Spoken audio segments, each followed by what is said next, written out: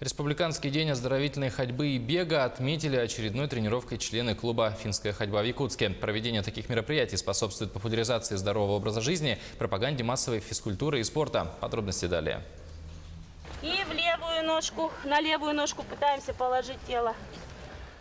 День оздоровительной ходьбы и бега начали проводить в Якутии более 17 лет назад. С каждым днем движения группового спорта набирают все больше последователей.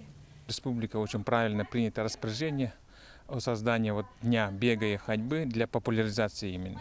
А сейчас мы уже пожинаем плоды. И в свое время Министерство спорта республики тоже сделало правильный шаг о том, что все спортивные объекты, стадионы с утра для зарядки были открыты бесплатно. Дарья Конова занимается финской ходьбой уже много лет.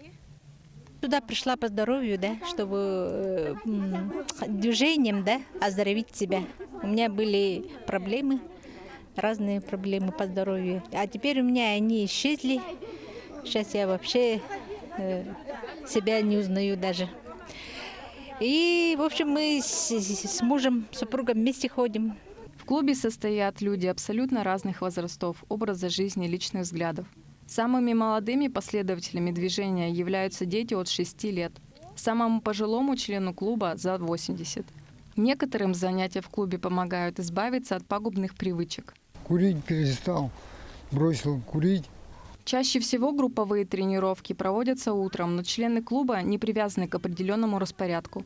Финской ходьбой они занимаются в любое удобное время.